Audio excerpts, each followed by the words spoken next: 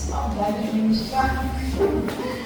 Mas nós ficamos um pouco temerosos e com temor da parte do Senhor, que é uma extrema responsabilidade trazer toda a liturgia de um culto, né? Mas a semente que será lançada agora tem um peso, né? E eu vou entregar aquilo que o Senhor já estava falando desde o início do culto, porque essa palavra já tem martelado dentro de mim há algum tempo.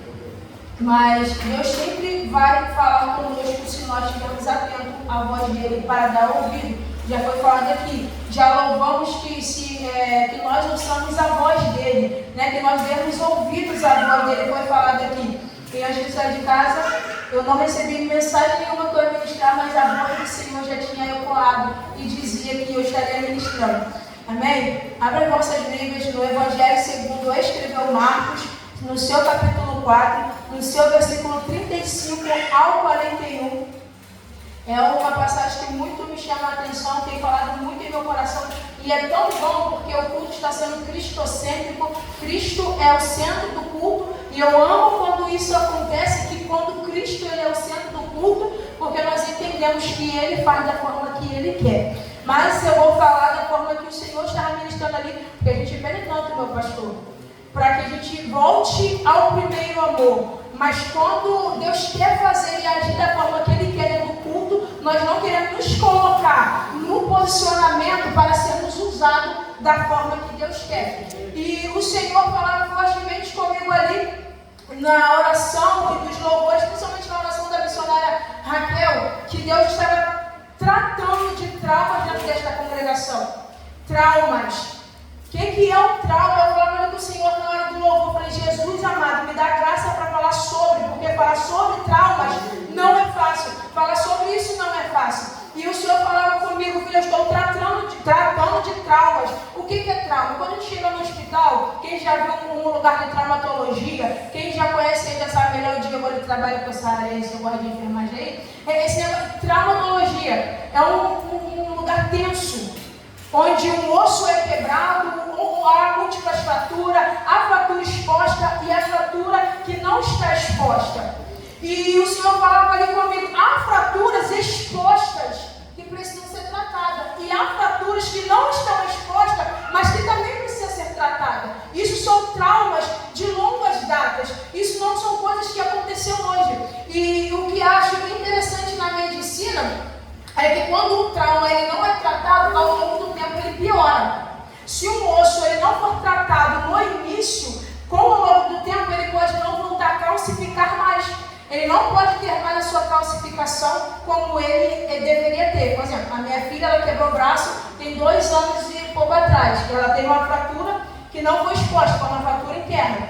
Mas com raio-x a gente consegue ver. Ela teve a fratura. Tem gente que sente dor intensa, tem gente que não sente. Ela no momento não sentiu dor. Porém, tem gente que sente dor. E se encostar, missionária Raquel, sente dor. Então, na noite desse dia, eu creio que o Senhor está curando traumas aqui. Traumas porque Ele quer nos vivenciar. Ele quer que nós vivenciamos o novo. Mas não dá para vivenciarmos o novo se os traumas não forem tratados.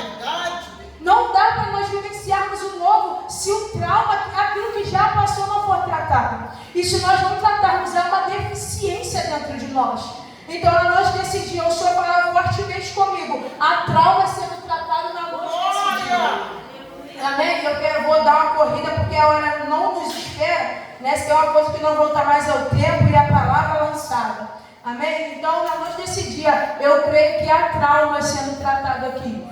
Há um médico por excelência que trata traumas, que ele é especialista em traumatologia. Ele é. Amém?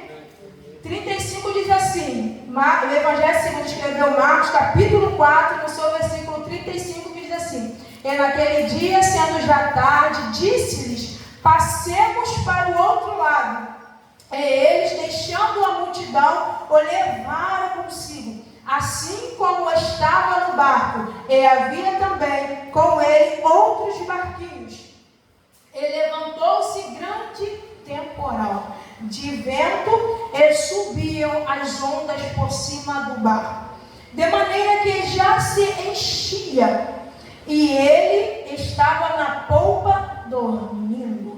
sobre uma almofada. Então despertaram, dizendo-lhe: Mestre, não se te dá que pereçamos? E ele, despertando, repreendeu o vento e disse ao mar: Cala-te, aquieta-te. E o vento se aquietou e houve grande bonança. E disse-lhes: Por que sois tão tímidos? Ainda não tendes fé?